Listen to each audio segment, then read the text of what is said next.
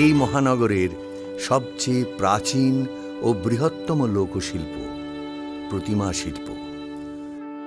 নদীর মাটি দিয়ে প্রতিমার নির্মাণ, শেষে নদীতে লীন হয়ে যায় শিল্পরূপ।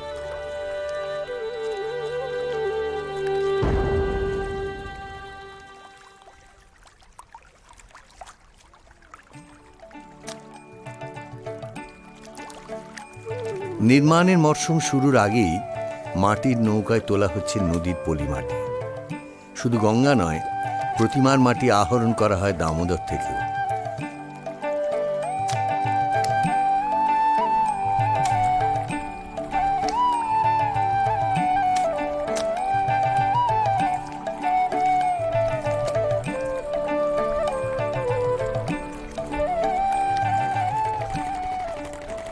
উজান বেয়ে মাটি এসে পৌঁছয় কলকাতার ঘাটে।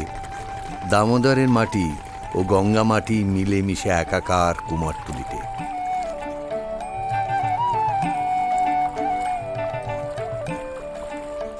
নগরের উত্তরাঞ্চলের ঘাট থেকে নদীর মাটি কিনে নিয়ে যান প্রতিমা শিল্পীরা। মাটির কত কথা। মাটির দুই মূল প্রকার, এঁটেল বা চিট মাটি আর বেলে মাটি। বেলে মাটি গঙ্গার যে কোনো ঘাটি পাওয়া যায়, দাম একটু কম। চিট মাটির স্থানীয় জোগান নেই, দামও বেশি।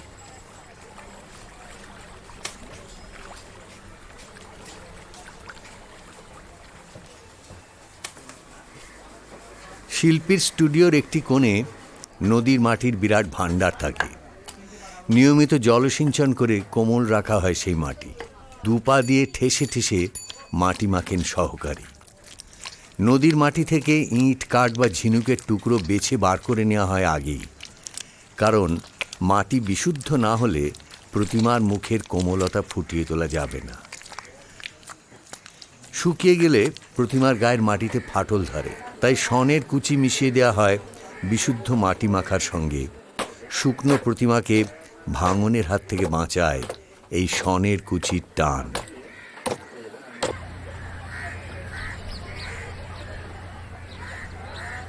প্রতিমার আর এক মূল উপাদান খড়। পেঁচানোর সুবিধের জন্য লম্বা খড় চাই। তেমন খড় জন্মায় সুন্দরবনে। এই সব নৌকো এসেছে সুন্দরবন থেকে, বাঁধা আছে কুমারটুলি ঘাটে। আমরা খালি নৌকো, আমাদের মালিকের নৌকো, আমরা ঘাট থেকে ছেড়ে যাই সুন্দরবনে। ওখানে গিয়ে আমাদের মইপিট, এলপ্লট, বনসননগর, পাথর পৃথিমা, এমন বহু জায়গা আছে আমাদের, সেখানে মাল আমাদের খরিদ করা হয়। মালগুলো আমাদের চাষির থেকে কিনে নেব, কিনে নিয়ে আমাদের নৌকা বুঝাই করা হবে ওখানে লেবার দিয়ে। ওখান থেকে আবার আমরা যখন আসব তখন আমাদের এখান থেকে লঞ্চ যাবে, লঞ্চ করে আমাদের টেনে আনবে, নামখানায় রাখবে। নামখানা থেকে কাকদ্বীপ, কাকদ্বীপ থেকে কুমড়াহাটি, ওখান থেকে আবার পরের জোয়ারে আমরা কলকাতার দিকে আসব। কলকাতায় এখানে এসে আমরা এই বাগবাজার ঘাটে মালটা দেবো।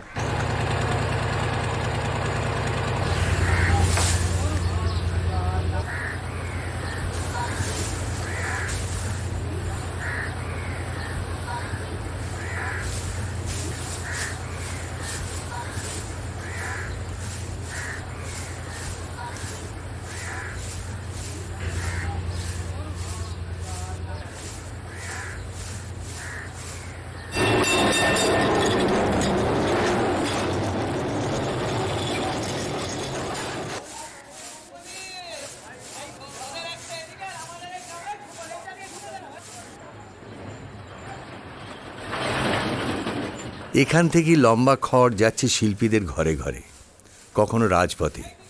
সেখান থেকেই কুমারটুলির বাইরের অন্য শিল্পীদের ঘরে।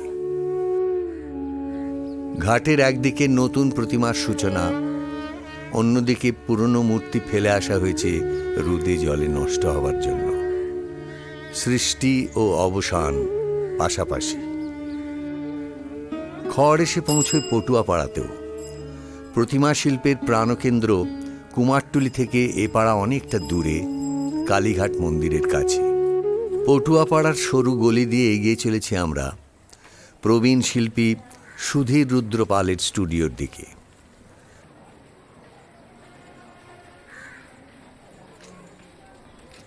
প্রতিমা শিল্পের সামাজিক ইতিহাসে ইনি গুরুত্বপূর্ণ, কেননা উনি দেশভাগের বলি। রাত্রির অন্ধকারে পালায় আসছেন সব। আমাদের বাড়িতে ধরেন আমরা কুমোরের কাজ করি, হাঁড়ি পাতিল থাকে। আমাদের র মেটেরিয়ালস বলতে এখানে যেমন বিচুলি বলে, আমাদের বলে নাড়া। সময় এক একটা 8-9 হাত লম্বা হয়। পাটশলা, যেগুলো পাটকাঠি বলেন, ওগুলো হয়। নৌকায় করে, যে বড় বড় নৌকা, এরকম নৌকা জাত করে আমরা ঘরে জাত করে রাখতাম। সেই চৈত্র মাসে, 15ই আগস্টের চৈত্র মাসে, তখন আমি ক্লাস 5-এ পড়ি। স্কুল থেকে আসতে না আসতে আগুন লাগিয়ে দিয়েছে, আর সেই রাত্রি আমরা পালিয়ে চলে যাই। ইনিও দেশভাগের ফলে এসেছিলেন কলকাতায়। নাম মোহন বাঁশি রুদ্রপাল। তবে পটুয়াপাড়ার ওই প্রবীণ শিল্পীর মতো একা আসেননি, এসেছিলেন 4 ভাইয়ের সঙ্গে। বিক্রমবর্ধনে চলে আসলাম, পার্টিশন হলো শ্রাবণ মাসে, তারপরের আষাঢ়ে আসলাম। আষাঢ়ে আইসা কুমারটুলিতে উঠলাম। কুমারটুলিতে একখানে ঘর ভাড়া নিলাম। এই একখানা ঘর ভাড়া নিয়েই সেখানে ছিলাম আগে। তারপর আস্তে আস্তে আস্তে আস্তে এখানে দেখে দেখে দেখে দেখে সব। তখন ধরেন আমি আর পড়াশোনা করছি, সরকারের আমন্ত্রিত অতিথির কোথাও আমরা এখানে উড়ে এসে জুড়ে বসে নেই। সরকার আমন্ত্রণ দিয়েছে 1947 সালে, তোমরা এখানে আসো। আমরা তাই এসেছি, কিন্তু আমন্ত্রিত অতিথিতে পত্রপাঠ এখনো গেটের বাইরেই করে গেছি। আমাদের কোনো টাকা পয়সা, সরকার অনেক টাকা দিয়েছে, এখানে অনেক টাকা দিয়েছে, কিন্তু সরকারের কথায় আমার নাম নেই, যেহেতু আমার ব্যাকিং নেই। দেশভাগের সময় যে প্রজন্মের শিল্পীরা এসেছিলেন তাদের কয়েকজন আজ স্বনামধন্য। তাই সন্তানদেরও অনেকেই যোগ দিচ্ছেন লোকশিল্পের এই সৃজন ও বিপণনে। এখানে যে পরপর সারি দিয়ে আপনি কার্তিক, গণেশ, লক্ষ্মী, সরস্বতী দেখছেন, এগুলো সব কিছুই কিন্তু আমরা প্রিপারেশন করছি দুর্গাপুজোর সাইড ডল হিসেবে। তো এগুলো আমরা এখন থেকে করে রাখছি, এটাই একটাই কারণ সেই সময় আমরা খুব একটা সময় পাই না। আপনি ওদিকে দেখছেন আমাদের লক্ষ্মী ঠাকুরও তৈরি করা আছে, তার উপরে কালী ঠাকুর তৈরি করা রয়েছে। এগুলো সবই ওই আশ্বিন মাসের পুজোর জন্যই। কেন দুর্গাপুজোর পরে লক্ষ্মী পুজোটা এতই সময় কম থাকে, আমরা খুব বেশি হলে 4-5 দিন সময় পাই। তো তার মধ্যে এতগুলো ঠাকুর করা সত্যিই অসম্ভব হয়ে পড়ে। এছাড়া আপনি লক্ষ্মী পুজো থেকে কালী পুজো মাত্র 14 দিন সময়, তো ওর মধ্যে এত ঠাকুর তৈরি করে শুকনোরও প্রবলেম থাকে। সেই জন্য বাধ্য হয়ে আমাদের এখন থেকেই এই পুরো প্রিপারেশনটা নিতে হচ্ছে। হাতে নরম মাটির তাল নিয়ে মাখিয়ে দেয়া হয় খড়ের কাঠামোর গায়ে। খড়ের অবয়ব ঢাকা পড়ে কোমল ভেজা মাটির আবরণে। খড়ের প্রতিমায় মূর্ত হয়ে ওঠে বাস্তব শরীর। প্রতিমার আঙুল বা মুখ তোলা হয় প্লাস্টারের ছাঁচ থেকে। তার জন্য আরেকটু শক্ত মাটি চাই। মাটি শক্ত না হলে হাত বা মুখের গড়ন সঠিক হবে না।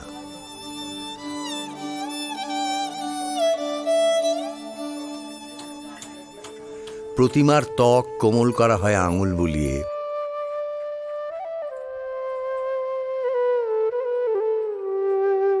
প্রতিমার শরীরের তুলনায় সিংহের শরীর বেশি কর্কশ।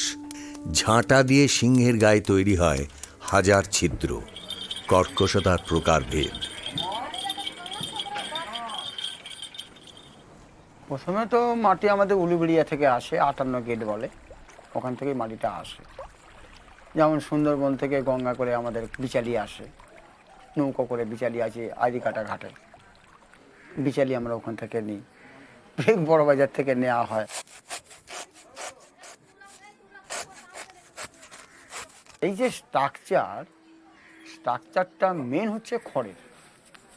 খড় বাঁধাটার কাছে হচ্ছে স্ট্রাকচার ঠিক হলো কি না, এইটাই মেন হচ্ছে বস্তু। মাটির কাজ তো হবেই, কিন্তু স্ট্রাকচারটা না হলে তার মাটির কাজ হচ্ছে কী করে। তারপরে আমাদের 1 মেটে করা হয় ওই যে গঙ্গার চিত মাটি যেটা বলি আমরা, ওই 58 গেট থেকে যে মাটিটা আসে, ওকে উলুবেড়িয়া, ওখান থেকে আমরা চিত মাটিটা প্রথমে ব্যবহার করি। করার পরে গঙ্গার যে পলি মাটিটা আমাদের কাটা হয়। পলি মাটিটা দিয়ে আমরা বডির শেপটাকে কমপ্লিটলি আমাদের এই পলি মাটিটাই লাগে। তারপরে কিছু পাট ব্যবহার করতে হয়, তার সঙ্গে উঁচিয়ে দিতে হয় যাতে ফাটে কম। এইভাবে আমরা বডি শেপটা বেলে মাটি দিয়েই করি।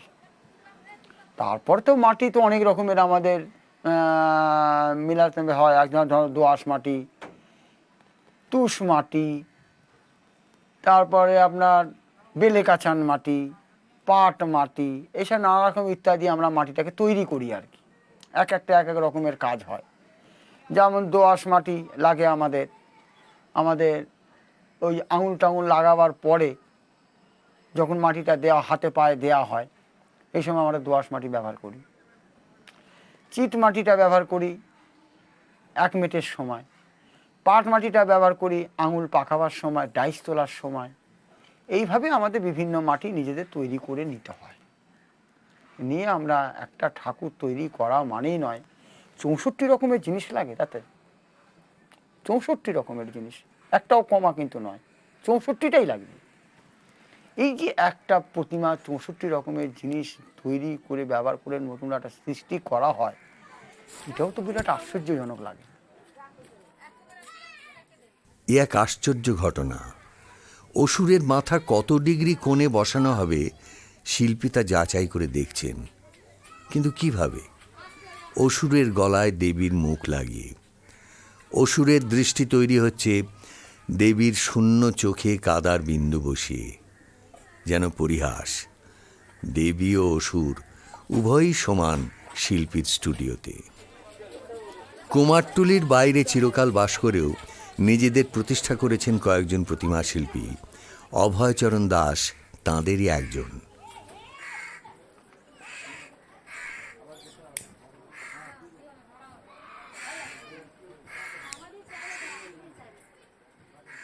বাবা খুব সৎ ব্যক্তি ছিলেন তো।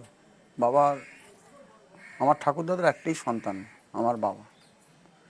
তা আইডি হসপিটালের ওখানে আমার বাবার বাড়ি ছিলেন। আমার ঠাকুরদাদা করে গেছিলেন আর কি। যখন আইডি হসপিটাল তৈরি হয়, ইমপ্লয়মেন্ট ট্যাক্সে ওই বাড়িটা আমাদের ভাঙা যায়। ভাঙা যাওয়ার পরে আমরা ইন্টালি পদ্মপুকুরেতে এলাম। ইন্টালি পদ্মপুকুর ফের আবার ভাঙা গেল। ওখান থেকে আমরা কৃষ্ণভার রোডে চলে এলাম। তা সেই থেকে তো বাবা বাড়ি ঘরদোর কিছুই করতে পারেননি।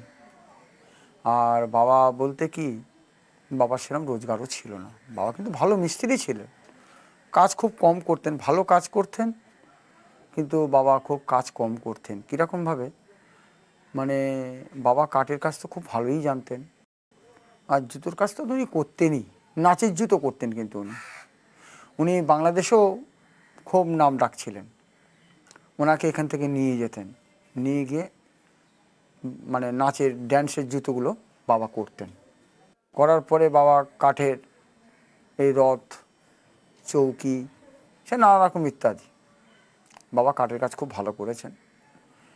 তা করার পরে এই কৃষ্ণভার রোডে আসার পরে বাবা আর বাড়ি করার আর সুযোগ পাইনি। আমরা সেই ভাড়া ঘরে, একটা ঘরে কি কষ্ট কিভাবে দিন কাটিয়েছি সে ভাবা যায় না।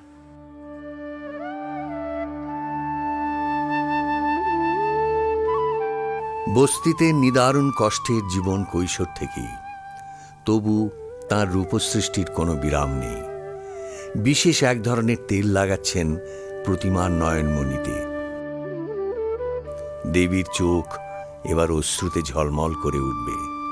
এটা একটা অদ্ভুত জিনিস। বাবা আমাকে বারবার করে প্রেরণা করতেন, এটা কিন্তু সত্যিকারের ঘটনা, যে আমরা শিডিউল কাস্ট, ঠাকুর বানালে লোকে নেবে কি না, পুজো করবে কি না, এইভাবে বাবা কিন্তু প্রোটেস্ট করতেন আমাকে। কিন্তু দেখছি আমার জীবনে আমি ঠাকুর তৈরি করে এই ধরনের জিনিস আমার লাইফে আসে। কারণ একটাই কথা শচীন চক্রবর্তী বলতেন, শিল্পীর কোনোদিন জাত হয় না। শিল্পীর বৈশিষ্ট্য হচ্ছে কাজের দক্ষতা, এইটাই কিন্তু তার বৈশিষ্ট্য থাকবে। জাত নিয়ে কোনো বৈশিষ্ট্য নয়। জাত থাকবে নারী আর পুরুষ, এটাই তো জাত। নির্ভয়ে তুমি বানাবে, তোমার প্রতিমা লোক আদরে নিয়ে যাবে। স্বপ্ন ফলেছে কুমারটুলির বাইরে দাসপাড়ার স্টুডিওয়ে তাঁর প্রতিমারা মণ্ডপে যাবার অপেক্ষায়। আবার কুমারটুলি, উত্তর কলকাতা। খড়ের কাঠামোয় কোমল বিশুদ্ধ মাটির স্তর, কোমল ত্বক সৃষ্টির জন্য কোমলতর মাটি।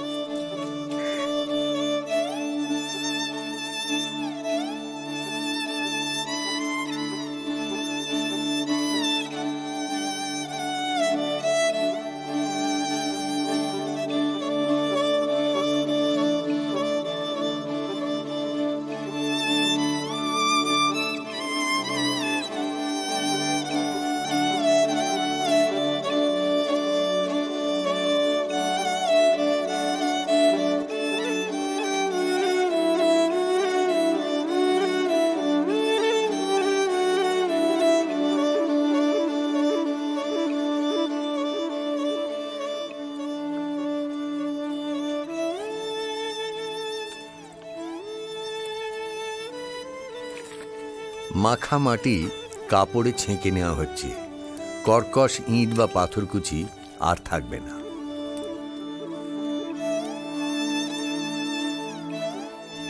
ফাটল ধরে মাটি শুকোলেই মাটি খসে পড়ে, তাই কাদা মাটিতে ভেজানো ছেঁড়া কাপড় জড়িয়ে দেওয়া হয় মাটির মূর্তির গায়ে, যাতে শুকোলেও চিড় গোপন থাকে কাপড়ের নিচে।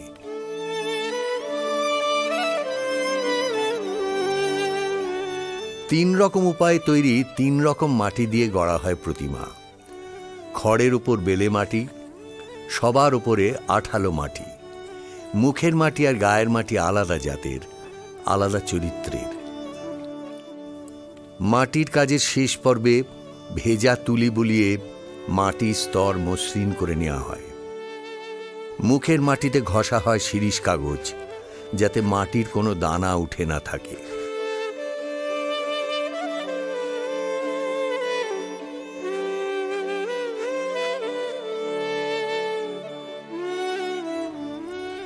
মোটা তুলি জলে ডুবিয়ে জল সিঞ্চন করা হয় প্রতিমার মুখে। মসৃণ মুখ হয়ে ওঠে মসৃণতর। মসৃণ মুখে একই তুলি দিয়ে রং দেওয়া হয়, কখনো কমলা, কখনো গোলাপি, কখনো বা হলুদ।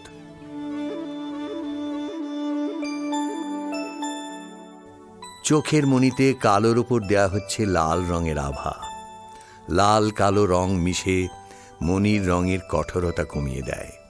টকটকে লাল বড় টিপ অনন্য বৈপরীত্য রচনা করে গাঢ় হলুদের ওপর। বাঙালির আবহমান মাতৃরূপের সঙ্গে মিলে যায় ওই বড় টিপ।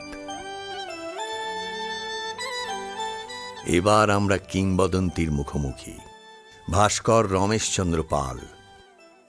আমি গভর্নমেন্ট আর্ট কলেজে সেটা স্টাডি করেছি বিভিন্নভাবে, মেয়ে অ্যান্ড ফিমেল ফিগার বিভিন্নভাবে স্টাডি। সেটা তো একটা আমার অধিগত বিদ্যা আছেই, কিন্তু চণ্ডীতে সেটার দিকে আমি লক্ষ্য রাখি।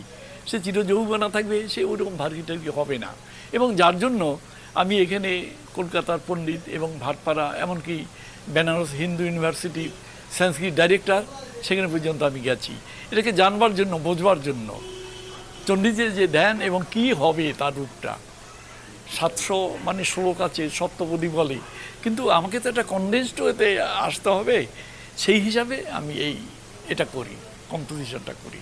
আমি আগে স্কেচ টেচ করিনি, দেখি 50টা স্কেচ করে হয়তো একটা আমি তার মধ্যে ঠিক করলাম, এটা এদিকে না, এটা এদিকে থাকবে। সেইভাবে আমি জমাট ভাবটা আমি পছন্দ করি, তাহলে সুন্দর হয়, কম্পোজিশনটা স্ট্রং হয়।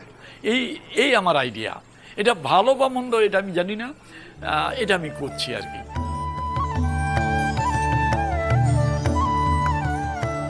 আমার যেন মনে হয়েছিল, আমি যখন ফায়ার ব্রিগেডের মূর্তি গড়ি, তাদের আমি বললাম যে আমি মূর্তি করতে পারি। তাদের একটা শখ হলো যে আমরা প্রত্যেক পুজোতে একজন করে ফায়ারম্যান আমরা রাখি, কিন্তু আমাদের নিজস্ব কোনো পুজো নেই। তারপরে আমার কাছে এসে হাজির হয়, আমি অবাক হয়ে দেখি, বলি আমার এখানে তো আগুন লাগেনি, আপনারা এই লালগিরি নিয়ে আসলেন কেন? রসিকতা হলো একটু। তো বলে না, আমরা তো সবসময় আগুনে ঝাঁপ দিই, এবার জলে ঝাঁপ দিব, আমরা একটা পুজো করবো। তারপরে তাদের সঙ্গে কথা হলো, আমার এই অ্যামাউন্ট আপনাদের স্বীকার করে নিতে হবে। তথাস্তু। আচ্ছা, দ্বিতীয় কথা হচ্ছে যে আমি যা করব মূর্তি, যেই ডিজাইন আপনাদের মেনে নিতে হবে। এটা ও করুন, ওটা করুন, ডিকটেশনে কোনো শিল্প হয় না, সুতরাং সেটা মেনে নিতে হবে, মানে তাও করব। আর আরেকটা করব, এই প্যান্ডেল, এটা কি এই মানে বিয়ের বাড়ির প্যান্ডেল না শ্রাদ্ধের বাড়ির প্যান্ডেল, তা হবে না, এটা পুজোর প্যান্ডেল। চোখ বুঝে যদি লোকে যায়, বেঁধে রাখে, ওখানে যদি দাঁড় করায় নেয় পুজোর প্যান্ডেলে, দেখে যেন মনে হয় এই যে তার এনভায়রনমেন্ট, তার যে পরিবেশ, এটা বেশ মানে একটা উৎসব, একটা পুজো, এবং মানে একটা শুভ্র ভাব যেন মনে হয়। সেটা আমার পুরে ছেড়ে দিন, আমার ডেকোরেটর আনুন, আমি বলে দিব। এবং কি রং হবে, কালারেশন, রঙেরও তো কত বক্তব্য আছে, সেই রঙগুলি দিতে হবে। লাইটম্যানকে ডাকুন, লাইটম্যান আমি যা বলবো, কথাই বলে আলো ছায়ার লুকোচুরি, কতগুলি লাইট দিলে হলো না, বলে আমি এত ওয়াটসের লাইট দিয়েছি, দারুণ জেল্লা হয়েছে, তা নয়। লাইট দিতে হবে, শেড দিতে হবে, তবে তো হবেই, নাহলে তো ফ্ল্যাট হয়ে যাবে মূর্তি। কাজেই সেটা আমার ডিরেকশনে হতো। আর আরেকটা আমি বলতাম যে পুজো মানে তো হলো, যিনি করবেন, আমি এই পুজোর যে করবেন সেও আমি পুরোহিত আমি দিতে পারি, এবং যেন সত্যিকারের মানে পুজো করেন, এই আর তার দক্ষিণেও আপনাদের দিতে হবে, সবই আমরা মেনে নিলাম। এইভাবে মানে হয়েছে, যার জন্য এই যে আকর্ষণ বা এটা অনেকেই বলে যে এতগুলি দিক দেখেছেন, গতিকে এটা এবং হওয়া এটা দরকার।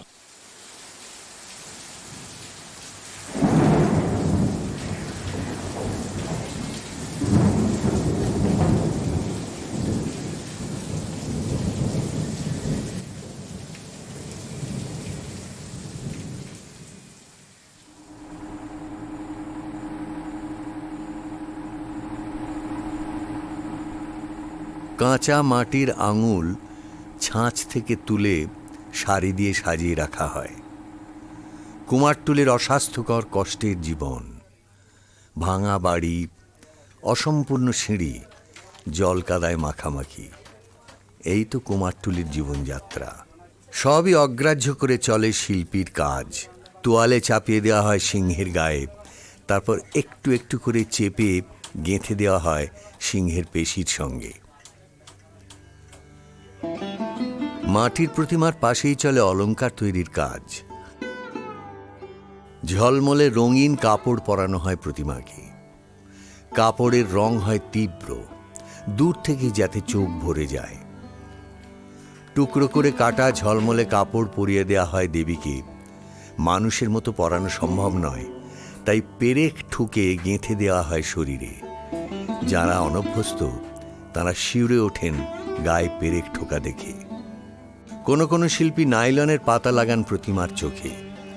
দর্শকরা দেখবেন দূর থেকে, তাই যত স্পষ্ট হবে প্রতিমার বস্ত্র ও আঁখি পল্লব, ততই প্রতিমার রূপ স্পর্শ করবে দর্শকের হৃদয়।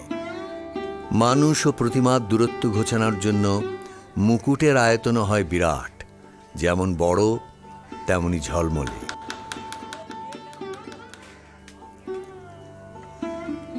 এই গলিটা উত্তর কলকাতার অন্য যে কোনো গলির তুলনায় পরিষ্কার ও সাজানো গোছানো, কারণ এখানেই থাকেন শিল্পী অলোক সেন। এমন রাজনীতি ও সমাজ সচেতন শিল্পী প্রতিমা শিল্পে যথার্থই বিরল। দুর্গাই বলুন, কালীই বলুন, যে কোনো জিনিস হচ্ছে বিশ্বাস। বিশ্বাসের থেকে বড় জিনিস কিছু নেই। কেন একজন মহিলার 10টা হাত থাকতে পারে না, সেটা যেমন একজন কল্পনা করে একটা রূপ দিয়েছে, সেমনি এখানে দুর্গা হচ্ছে আমার কাছে সয়েল, মাটি, এমন জনসাধারণের প্রতীক। আজকে দুর্গা বা অসুর, এই যে শুভ অশুভ, এই যে কথাটা এসছে, যদি রাজনীতি না থাকতো তাহলে কিন্তু এই দুর্গা সৃষ্টি হতো কি? সে তো আজকে যে দুর্গাকে আমরা দেখি বা দুর্গাকে যেরকমভাবে আমরা শ্রদ্ধা করি, মাকে করি, এটা হচ্ছে আমার অন্তত বিশ্বাস। এবং আজকের যে রাজনৈতিক বা যে কোনো কথায় যে এই যে কথাগুলো, কেন যেহেতু প্রতিমার মধ্যে ধুতি পাঞ্জাবি পরানো, এদের আমি মহাসুর বলছি। কারণ হচ্ছে একজন ইলেক্টেড লোক, একজন সিলেক্টেড লোক, একজন ইলেক্টেড লোককে দেখে তার চেয়ার ছেড়ে সে মালা নিয়ে গেটে দাঁড়িয়ে থাকে। এইটা হচ্ছে কিন্তু আমার কাছে ভীষণভাবে একটা লজ্জা। এবং শুধু লজ্জাই না, যেমন ধরুন আজকের মাস্টারমশাইদের অনেক কিছু দেওয়ার আছে বা অনেক কিছু করার আছে, তারা কিন্তু ঘন্টা ছাড়া কোনো কথাই জানে না। সেহেতু একজন শিক্ষক যদি সে ঘন্টাটাকে দেখে, তার কাছে একজন ভবিষ্যতের প্রজন্ম বা ভবিষ্যতের দূত, তার কাছে সে ঘন্টা শিখবে না মিনিট শিখবে। এইগুলি আমার প্রতিমার মধ্যে নানানভাবে ঘুরে ফিরে আসে।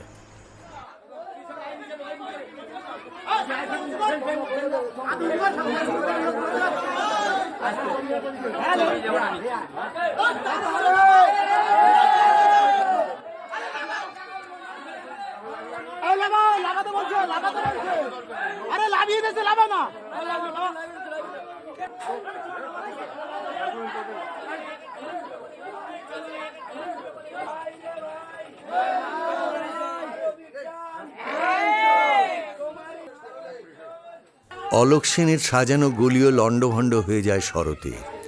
যে কদিন তার বিরাট প্রতিমাগুলি স্টুডিও ছেড়ে পাড়ি দেয় মণ্ডপের দিকে। ভীষণ ভারী প্রতিমা, অন্ধ আবেগে টেনে নিয়ে যায় অনেক মানুষ। শিল্পী নিজেও হাজির। তোদের কোনো ক্ষমতা হবে না যে এটাকে আটকায় বৃষ্টি এলে।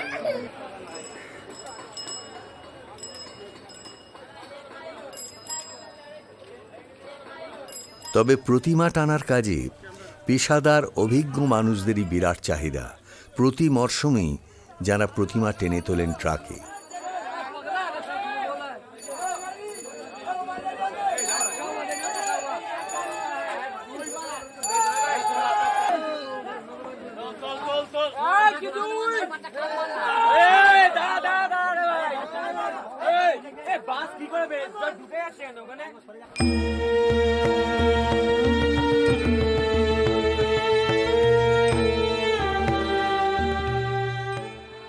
উৎসব শুরুর 2-3 দিন আগে থেকেই প্রতিমা পাড়ি দেয় মণ্ডপের দিকে। কুমারটুলির গা ঘেঁষে চলেছে শহরের প্রধান একটি রাজপথ। কি নেই সেখানে? ভারী ভারী লরি, গাড়ি, যাত্রী বোঝাই বাস ও ট্রাম। তারই মধ্যে জায়গা খুঁজে নিয়ে মানুষের কাঁধে এগিয়ে চলে প্রতিমা। লরিতে ওঠে। প্রতিমা যাতায়াতের ভিড়ে অফিস যাত্রীদের জীবনযাত্রা ব্যাহত হয় না।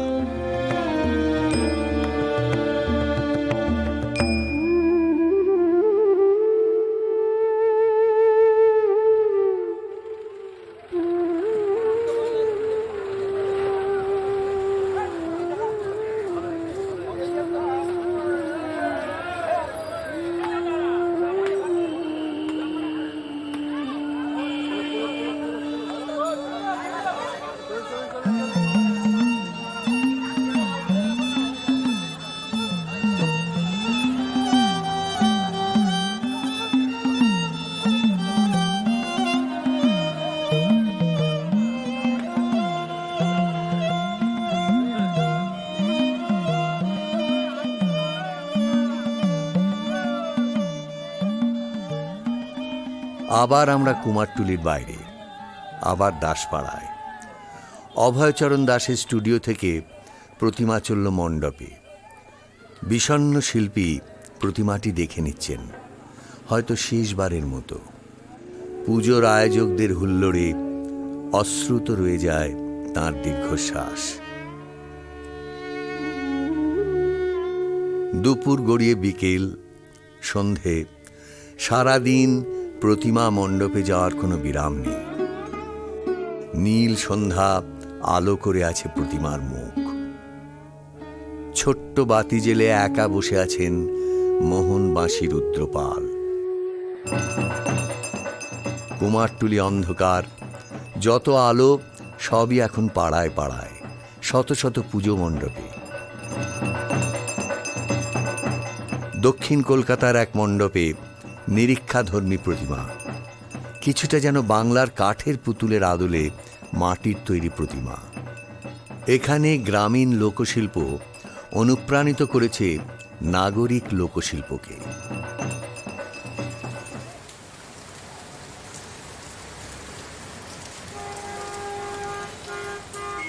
আগের প্রতিমার গ্রামীণত্বের পাশে এই প্রতিমা বড়ই নাগরিক, যেন রাজকীয়।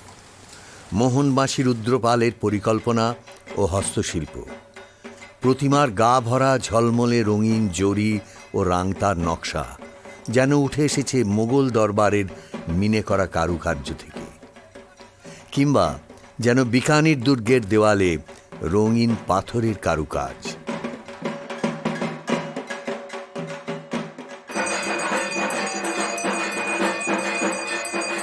যদিও রাংতা এই প্রতিমায় নেই, পরিপূর্ণ মাটি দিয়ে তৈরি, অলোক সেনের কাজ।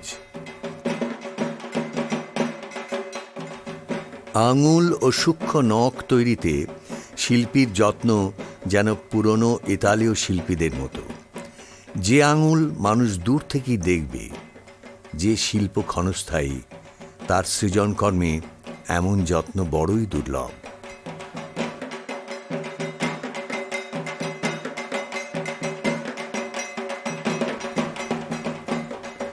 পরিপূর্ণ মৃন্ময় রূপের পর আবার ফিরে আসি রমেশ পালের বৈভবে। এই বৈভবের প্রধান রং লালচে সোনালি, তবে এ হল সংযত রাজকীয়তা।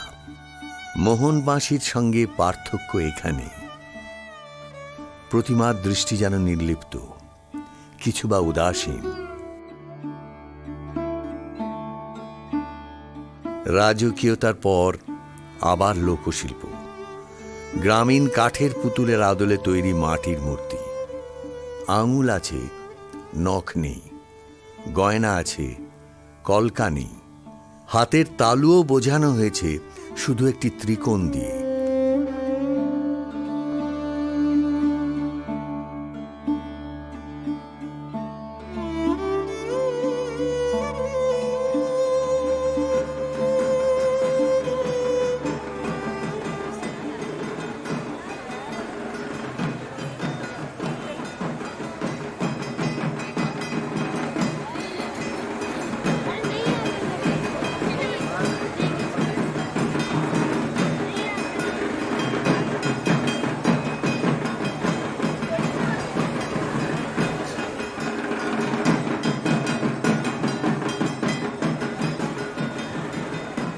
প্রতিমার পশ্চাৎপটে দীর্ঘ ঘাসের বন, ঘাসের আড়ালে গা ঢাকা দিয়ে আছে উগ্রপন্থীরা। পুরোভাগে ধুতি পাঞ্জাবি শোভিত ছদ্মবেশী রাজনীতি ব্যবসায়ীরা। উগ্রপন্থী পটভূমি, লোলুপ রাজনীতির পুরোভাগ, দুয়ের মাঝখানে স্থাপিত প্রতিমা। শিল্পী এখানে উৎসবকে ব্যবহার করেছেন মানুষকে রাজনীতি সচেতন করার উদ্দেশ্যে।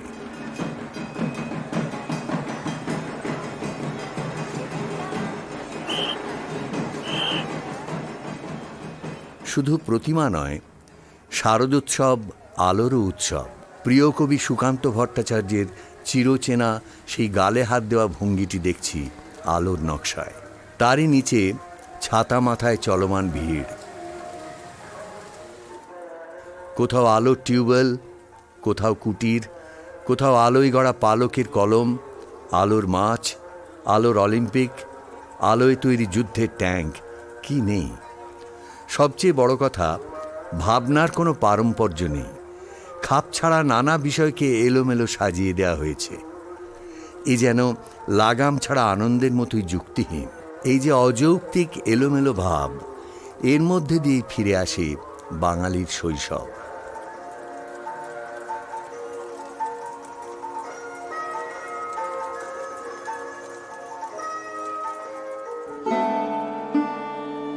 উৎসবের শেষ দিনে দেবীকে বিদায় জানানো হয়। তবু এ যেন কোনো আধ্যাত্মিক বিদায় নয়, যেন মানবিক বিদায়। দেবী যেন ঘরের মেয়ে, যেন ঘরের মেয়ে ঘরে ফিরেছিল এই উৎসবে। বিদায় বেলায় তার সিঁথিতেও সিঁদুর দেওয়া হচ্ছে। দেবীর সিঁথি আর মানবীর সিঁথিতে একইভাবে একই সময় সিঁদুর দেওয়া হচ্ছে। এভাবেই মানুষ ও দেবতা একাকার হয়ে যায় এই উৎসবে।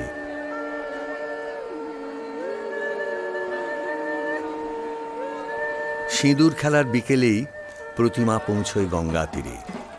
লরি থেকে নেমে মানুষের কাঁধে উঠে নদীর জল পর্যন্ত। বাড়ির ছোট প্রতিমা বিসর্জন হয় ছোট ঘাটে, উত্তর কলকাতার কুমারটুলি ঘাট।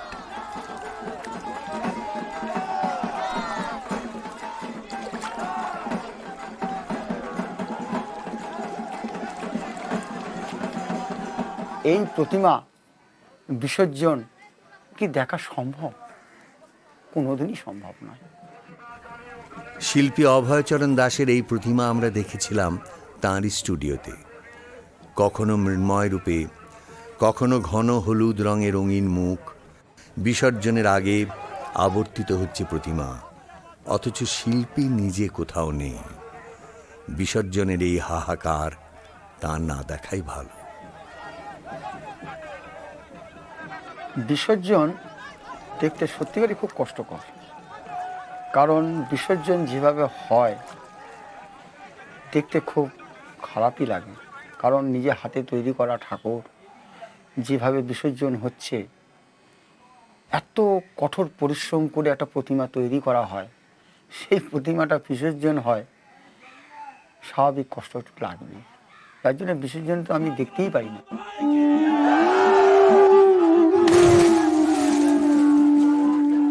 আর একটা অদ্ভুত জিনিস, তাতে দেখা যায় কি যে গঙ্গা থেকে আমরা মাটি নিয়ে আসি, সেই গঙ্গায় বিসর্জন, আবার সেই মাটি ফের তুলে এনে ফের ঠাকুর তৈরি করা, এটা বিরাট একটা অদ্ভুত জিনিস।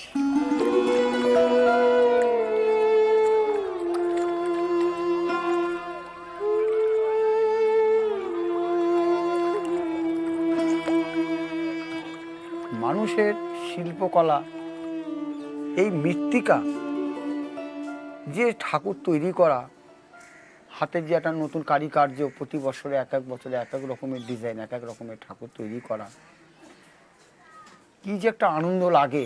এই যে এক বছর সেই অপেক্ষাটা করতে হয় বিসর্জনের পরে, এইটা বিরাট একটা অদ্ভুত জিনিস। আর মানুষের মনে আনন্দ, বিরাট একটা আনন্দ জাগে। কারণ একটা মন্দিরে প্রতিষ্ঠা করা ঠাকুর হয়ে গেলে সে তো একই রকমই দেখতে পায়, কিন্তু এটা তো ঠিক তা নয়। এটা এক এক বছর এক এক রকম আবির্ভাব হচ্ছে, এক এক রকম তৈরি হচ্ছে, একটা আকর্ষণ হচ্ছে, তাতে সৌন্দর্যটা, আনন্দটা বেশি আসে। আর সেই জন্যই তো আমরা শিল্পকলাটা নতুনত্ব কিছু দেখাতে পারি।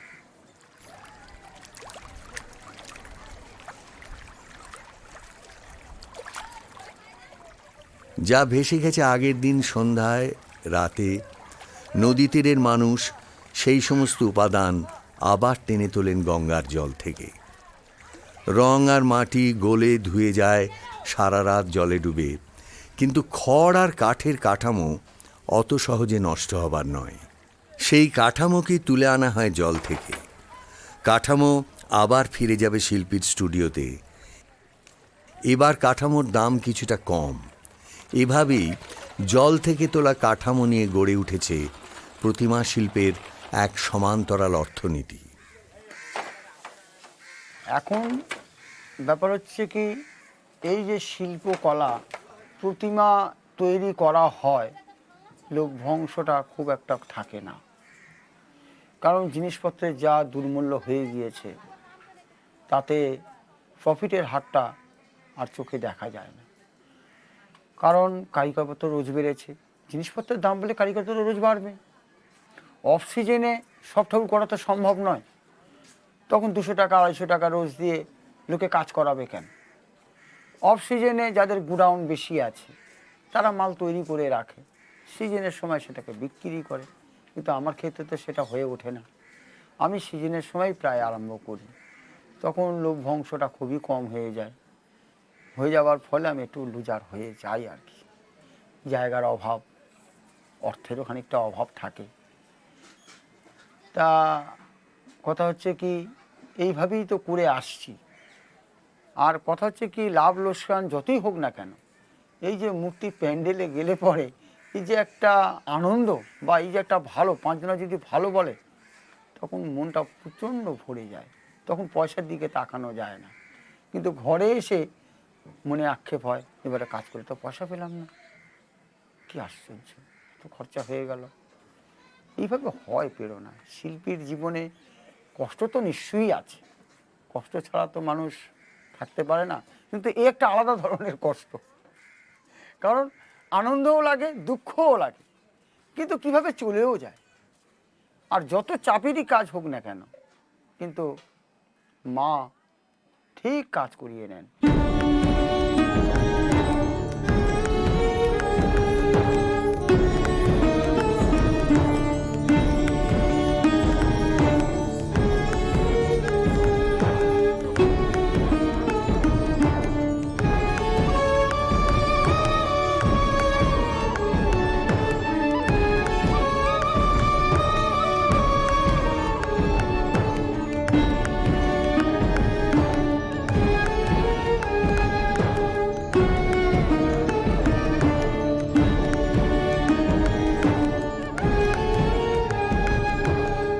দুর্গাপুজোর 15 দিনের মধ্যেই নতুন উৎসব কালী পুজো।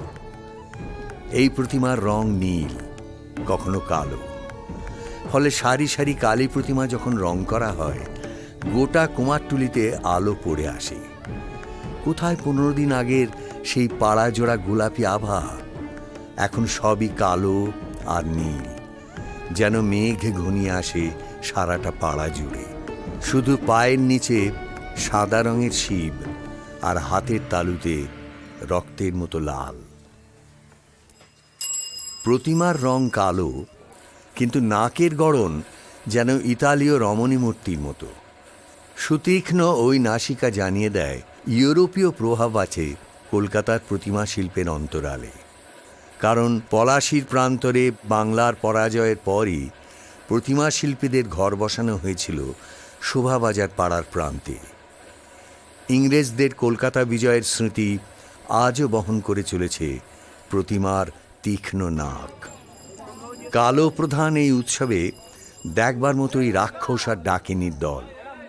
17 দিন আগেও এরাই ছিল অনিন্দকান্তি দেবদেবী, কেউ কার্তিক, কেউ বা সরস্বতী। তাদেরই বিসর্জন দেওয়া কাঠামো জল থেকে তুলে খামখেয়ালির মতো এবড়ো খেবড়ো মাটি লেপে তৈরি হয় এই রাক্ষস।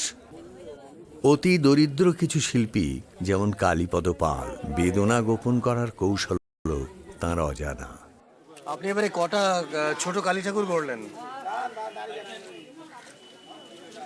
ও কালীপদবাবু, কটা ছোট কালী ঠাকুর এবারে গড়লেন আপনি? ও কটা 20-25 কটা বিক্রি হয়ে গেছে? ও 2-1টা হয়েছে। 2-1টা হয়ে গেছে। আচ্ছা, ঠাকুরের দাম কত করে রেখেছেন আপনি এবারে? ও ঠিক আছে কিছু দাম বাড়া কমা হয়, তাই তো? হ্যাঁ। আচ্ছা,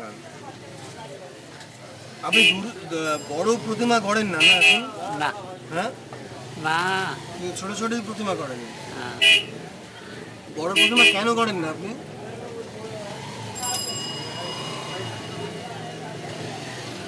বড় প্রতিমা কেন করেন না? আমাদের ক্ষমতা নেই করি না। আচ্ছা, আপনি তো জন্মাষ্টমীর পুতুল করেন। সবই করি, কিন্তু বড় প্রতিমা না করে আপনার কষ্ট হয় না সারা বছর চালাতে?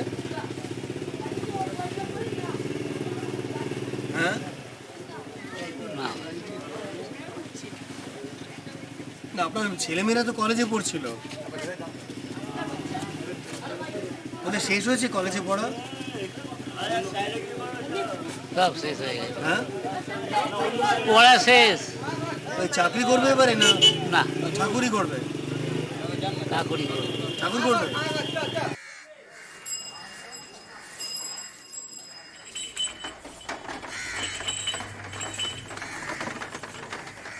আমাদের এই ব্যবসার আরেকটা যেটা অন্যতম মানে মাইনাস পয়েন্ট বলতে পারেন, আমরা টোটাল টাকাটা ইনভেস্ট করে ফেলি ঠাকুরটা তৈরি করার জন্য, যা যা খরচা সব করে ফেলি। কিন্তু যখন ঠাকুরটা মণ্ডপে চলে গেল, যারা সংগঠক বা যারা পুজো কমিটির উদ্যোক্তা বা যারা যে সর্বজনীন পুজো করেন, তারা কিন্তু বেশিরভাগটাই দেখা যাচ্ছে কখনোই পুরো টাকা দিয়ে ঠাকুরটা নেন না। সেক্ষেত্রে তাদের সুভেনির বেরোনোর প্রবলেম থাকে, বিভিন্ন ইন্টারনাল প্রবলেম থাকে।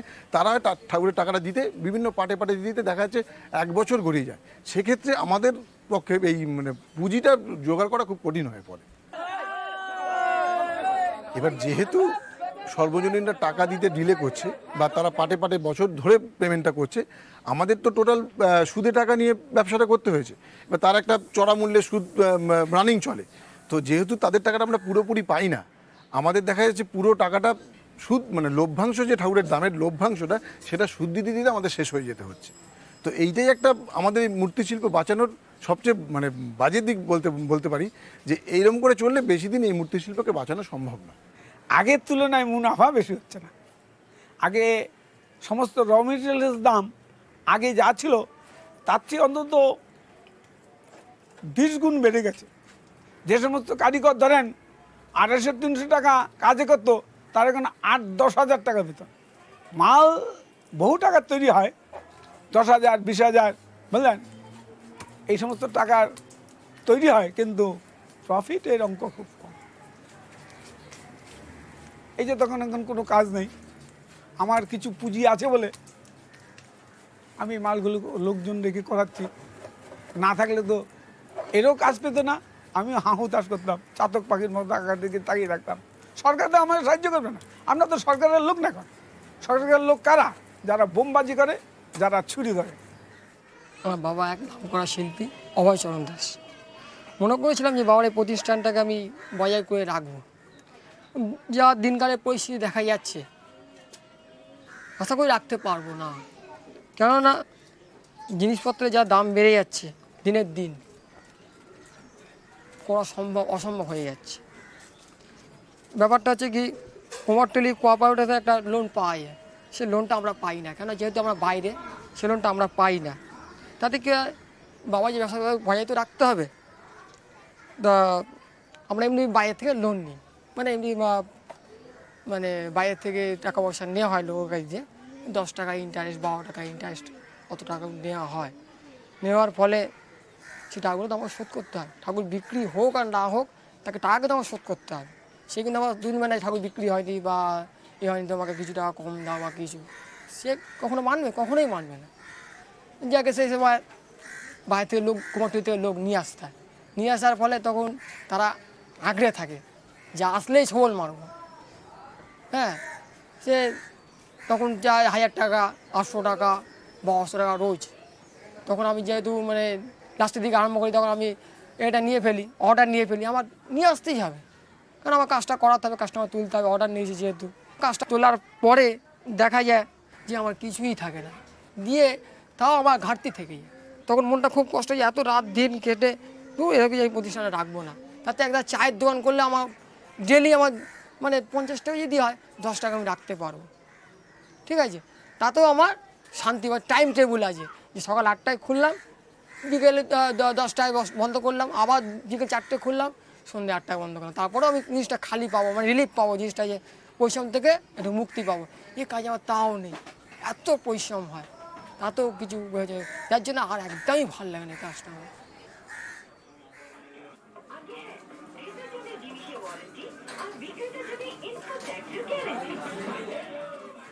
এই যে ছোটোখাটো শিল্পী যারা ফুটে ঠাকুর বিক্রি করে, অনেক সময় ঠাকুর বিক্রিও হয় না। না হওয়ার ফলে কি হয়, বাঁশ দিয়ে পিটিয়ে ভেঙে চলে আসতে হয়। কারণ কেন ভেঙে আসতে হয়? ভেঙে আসতে এই কারণে, অত পয়সা খরচা করে টেম্পু করে মাল নিয়ে গিয়ে সেই মাল ঘরে নিয়ে আসা সম্ভব হয়ে ওঠে না। বুক তো ফেটে যাচ্ছে, কিন্তু কি করবে, ওই পিটিয়ে ভেঙে দিয়ে চলে এসে বাড়িতে এসে কাঁদে। এই তো শিল্পীর পরিচিতি।